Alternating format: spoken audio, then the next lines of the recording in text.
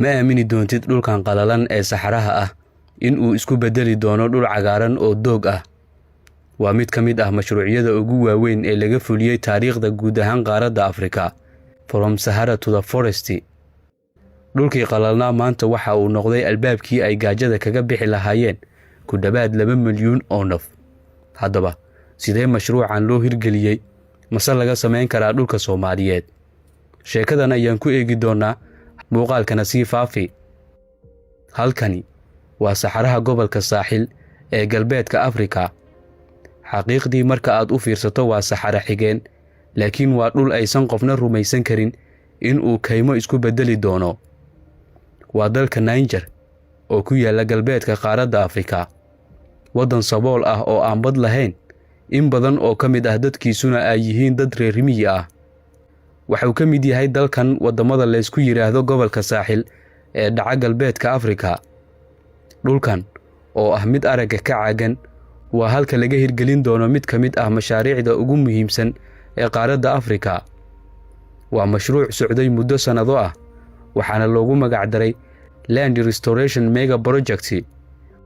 dhul dhan 300,000 oo hektar oo markii hore ahaa mid bannaan oo aan nacfi lahayn ayaa la cagaariyey oo lagu beeray dhir macno u leh dadka iyo deegaankaba.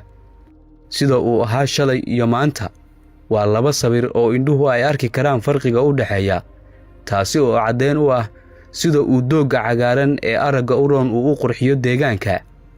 laakiin muhiimadda ugu weyn ee mashruucan waxa ay ahayd in faqriga ay kaga baxaan qoysas badan, maadaama dalku uu yahay dal sabool ah. in ka badan 1 milyan oo qof ayaana ku gaajo baxay mashruucan oo ah mid ka mid ah kuwii ugu waaweynaa xataa dunida oo dhan. dhammaan dalalka dunidu waxa ay soo saartaan wixii ay cuni lahaayeen marka laga reebo Afrika oo iyadu soo dabarsata waxa ay dalalka kale soo saartaan. laakiin gobolka Saaxil ayaa u muuqda in uu ka sii baxayo dabarsiga, maadaama ay xoogga saareen wax soo saarka dalalkooda.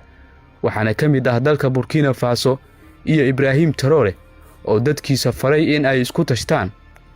dad badan waxa la yaab ku noqon doonta sidee dhul saxara ah loogu bedeli karaa mid cagaaran oo sidan oo kale ah. dhul ceer ah waxa qani ka dhigi kara oo mid raqiis ah qiimo u yeeli kara waa hal xiraalaha maanta, hase yeeshee jawaabtu waa cagaarka oo kala saraysiiyey carada.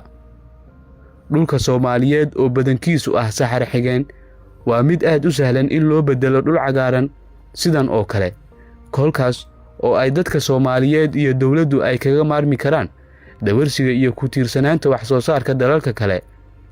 bal adigu aragtidaada hoos nagula wadaag, muuqaalkana laag saar oo sii sheer garee.